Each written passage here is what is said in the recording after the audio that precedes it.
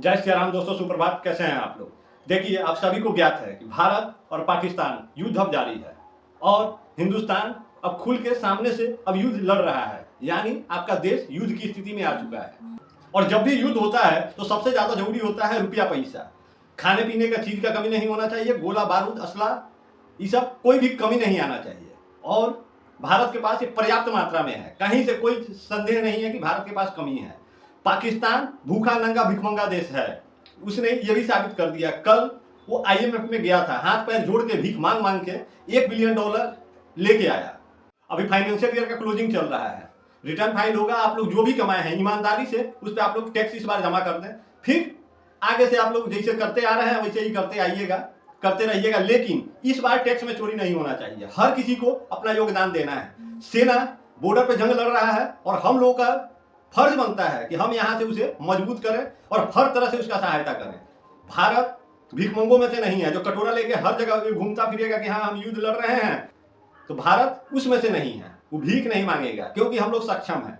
हम लोग सिर्फ ईमानदारी से अपना काम कर दें तो हमारे पास किसी भी चीज की कोई कमी होने वाली नहीं है। तो आप लोगों से सिर्फ इतना ही आग्रह करना चाहेंगे। आज के वीडियो का हमारा मुख्य उद्देश्य यही है कि यहाँ के जो व्यवसायी हैं और आम आवाम है, दोनों ही ईमानदारी दिखाएं और अपना टैक्स का पैसा जो ईमानदारी से जो भी बन रहा है वो जमा करें। ऑडिट और ये सब फलाना ढिमकाना का ज्यादा ताम झाम करके और कागज देने से होने करके कुछ पूरा करने का जरूरत नहीं है। आप लोग ईमानदारी से सिर्फ टैक्स भर दीजिए, भारत सरकार आप लोगों का पेट भी भर देगा और पाकिस्तान का बांस भी कर देगा। भारत ऐसे भी कमजोर नहीं है, बांस कर रहा है, करने में कहीं से कोई एक कसर नहीं छोड़ रहा है। लेकिन पाकिस्तान कल IMF से $1 बिलियन कटोरा लेके भीख मांग मांग के पैर पैर पकड़ पकड़ के लेके आया था। लेकिन उसने गलती यही कर दी कि उसने दिल्ली पे हमला कर दिया। भारत अब तक उसके आतंकी ठिकानों पे हमला कर रहा था और फर्स्ट दिन भारत क्लियर कर दिया था कि हम तुम्हारे रिहायशी इलाकों में कोई उथल पुथल नहीं करेंगे, कोई हमला नहीं करेंगे। लेकिन पाकिस्तान लगातार ही भारत के रिहायशी इलाकों में हमला कर रहा है। इसका मुख्य कारण सिर्फ इतना ही है कि वो यहाँ पे आम आवाम में दहशत फैलाना चाहता है, जनता डर जाए और सरकार से उल्टा सीधा सवाल पूछने लग जाए, इसलिए वो कर रहा है। लेकिन भारत का एयर डिफेंस सिस्टम और सैन्य ताकत इतना मजबूत है कि उसके हर कोशिश को नाकाम करता आ रहा है। दिल्ली पे कल उसने जो हमला किया था, ड्रोन और मिसाइलें दागी थी, यहाँ का एयर डिफेंस सिस्टम और सेना की बहादुरी ने उन दोनों को ही तबाह कर दिया, ध्वस्त कर दिया। सिर्फ दिल्ली में गिरा क्या तो मलबा। लेकिन बाई चांस अगर फेल हो जाता तो कितना तबाही मच जाता आप लोग अंदाजा लगा सकते हैं।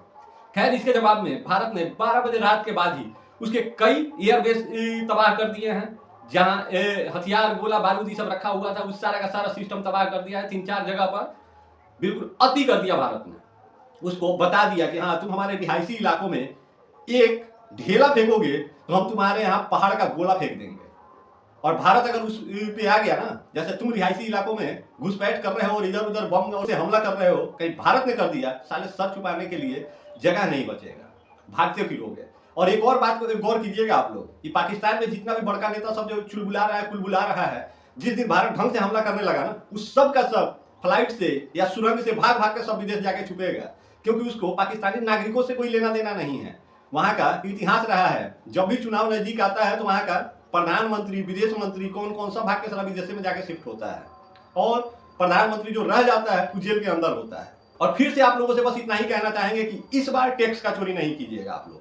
और जो भी सामान आप लोग खरीद रहे हैं पक्का बिल के साथ खरीदिए। जब तक युद्ध चल रहा है, युद्ध की स्थिति में भारत कमजोर नहीं पड़ना चाहिए। किसान अन्न दे रहा है, हमारे जवान को भूखा नहीं मरने देगा। और यहाँ का पक्ष विपक्ष सभी साथ हैं, एकजुट हैं और सभी मिलजुल के लड़ाई लड़ रहे हैं।